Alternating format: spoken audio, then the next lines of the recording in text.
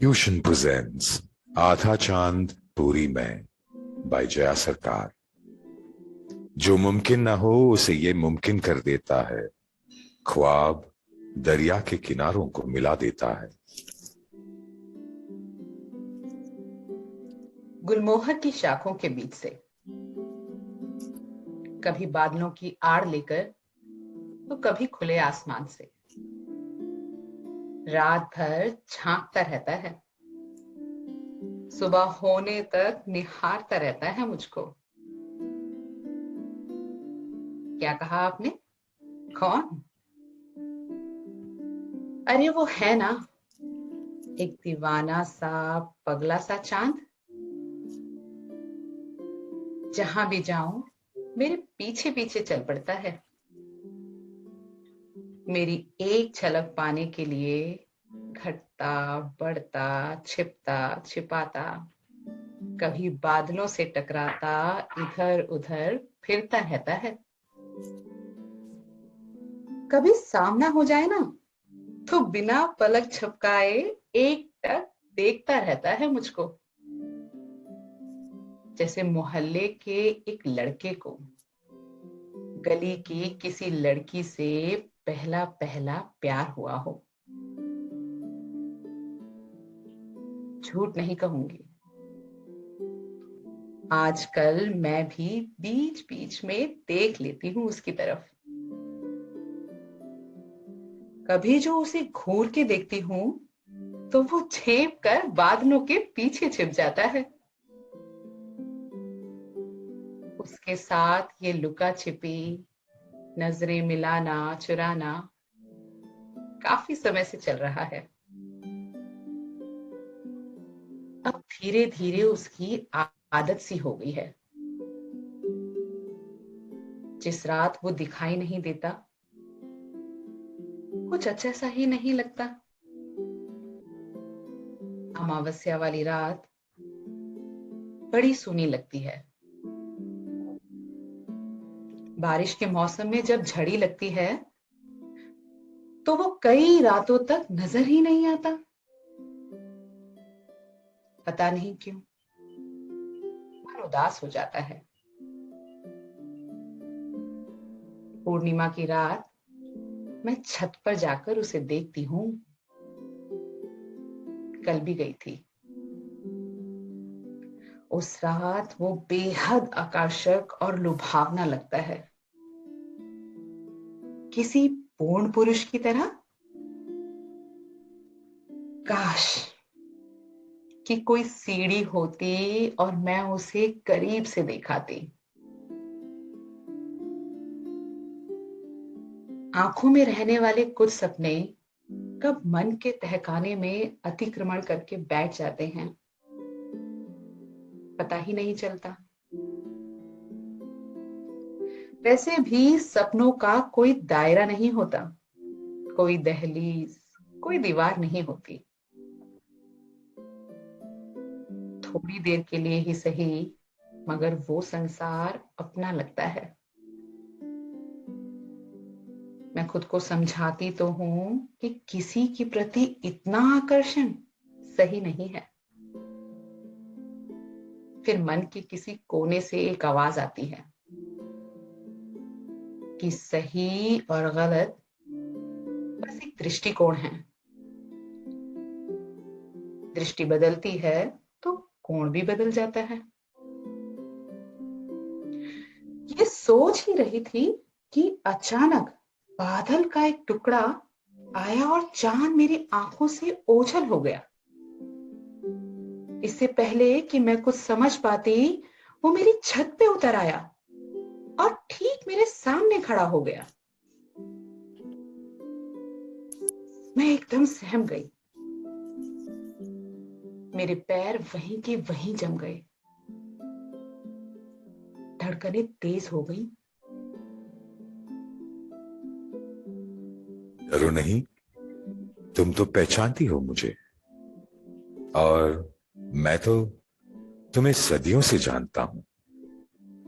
मैं तो तुम्हें तुमसे बात करने के लिए मौका ही तलाश रहा था, लेकिन आज तुमसे बात करने की हिम्मत नहीं जुटा पाया। वैसे तो तुम भी मुझे देखती तो हो। मैं पहले तो थोड़ा सकपका गई, लेकिन उसकी आवाज में बहुत ठहराव था, एक अजीब सा अपनापन था।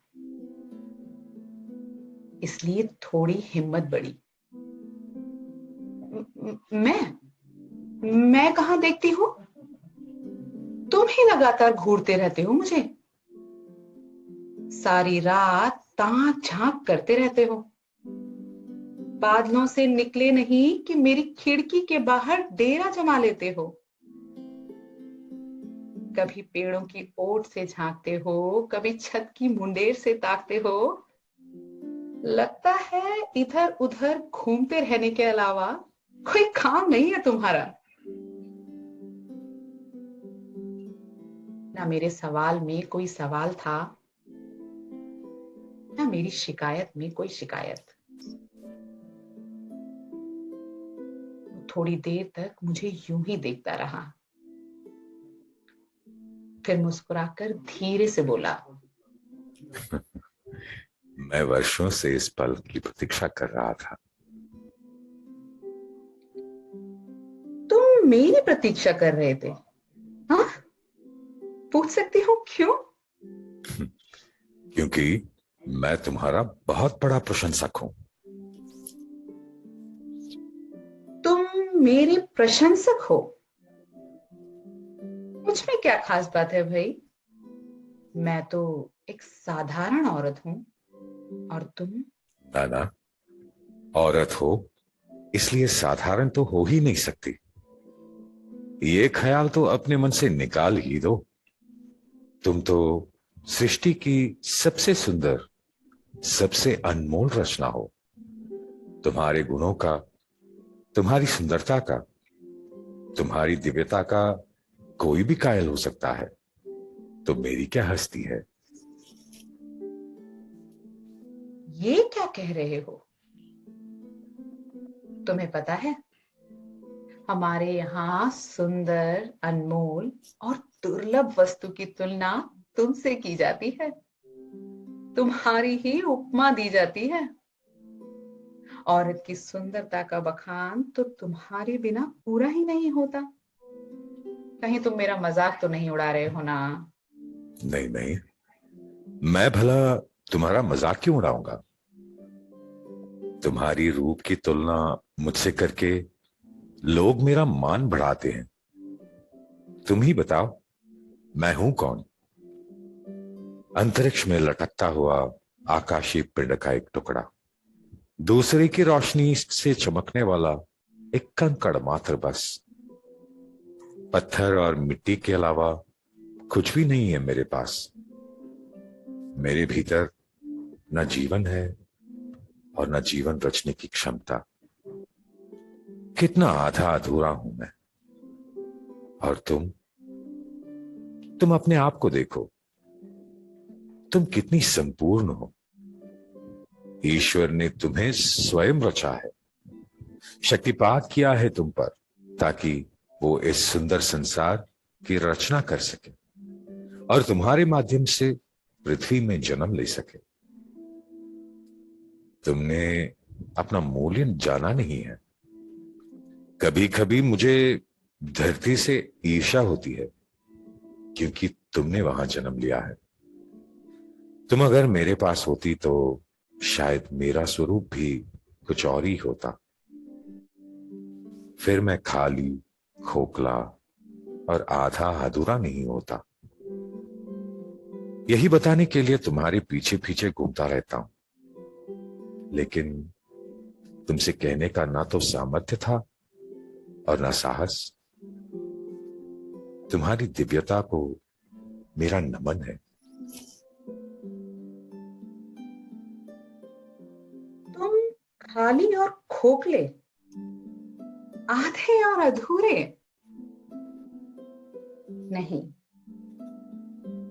खाली तो वो होता है जिसके मन में प्रेम, करुणा और आदर नहीं होता। और आधे तो तुम हो ही नहीं। परछाई किसी को ढांक सकती है मगर उसे मिटा नहीं सकती। दूसरों को उनकी पूर्णता की अनुभूति करवाने वाला खुद अधूरा कैसे हो सकता है? नहीं नहीं, तुम ना आधे हो ना अधूरे, तुम तो पूरे हो, पूरे हो, पूरे हो। हेलो हेलो यार, नींद पूरी हो गई हो तो उठ जाओ प्लीज। मुझे एक पल के लिए लगा मैं कहीं बहुत ऊपर से अपने बिस्तर पर धम से गिरी पड़ी हूं। नहीं, उठो प्लीज यार। Need to go to office early today. और मेरे लिए टिफिन मत बनाना, क्लाइंट्स के साथ ही लंच है। हाँ, रात को घर पे ही खाऊंगा। शशांक की नजरें मोबाइल पे ही गड़ी हुई थी। वैसे भी वो ज्यादातर बातें अपनी स्क्रीन की तरफ देखते हुए या तैयार होते होते ही करता है। लगभग रोज ही रात को उसकी आंखें लैपटॉप के साथ बंद होती हैं और सुबह मोबाइल की स्क्रीन के साथ खुलती हैं। मैं थोड़ी देर तक यूं ही करवटें बदलती रही। आंखें खोलना ही नहीं चाहती थी क्योंकि अपने सपने से बाहर ही नहीं आना चाहती थी। अवनी, उठो ना प्लीज, एक कप चाय तो बना दो। और हाँ, जाते जाते गीजर ऑन कर दो ना। अच्छा सुनो, वो मेरी नई वाली व्हाइट शर्ट ड्राई होकर आ गई है ना? आज की मीटिंग में तय हो जाएगा कि सीएफओ कौन बनता है, वो समीर सूरी या शशांक सिंह। सुनो शशांक, तुम्हें अपने नाम का मतलब मालूम है? भाई, मुझे तो मालूम है मतलब सिंह का। बाजू के कमरे से बिट्टू दौड़ कर आ गया और मुझसे चिपक गया। अरे वाह मेरा बच्चा, good morning. Good morning buddy. अम्मी, थोड़ा जल्दी करो please, don't want to be late today. चलो भाई, अब शेर के लिए कॉफी और शेर के बच्चे के लिए दूध बनाना है। सुनो, आज तुम ऑफिस से लौटते हुए मास्टर जी के यहाँ से 5 पेयर घुंघरू लेके आना प्लीज। तुम्हें रुकना नहीं पड़ेगा, उन्होंने मंगवा कर रखे हैं। कोई बाहर आकर कार में ही तुम्हें दे देगा। अगले हफ्ते मेरे स्टूडेंट्स के साथ मेरा परफॉर्मेंस है। अच्छा, वो मेरी रेड वाली टाई निकाल दो अपनी, वही जो लास्ट मंथ सिंगापुर से लाया था।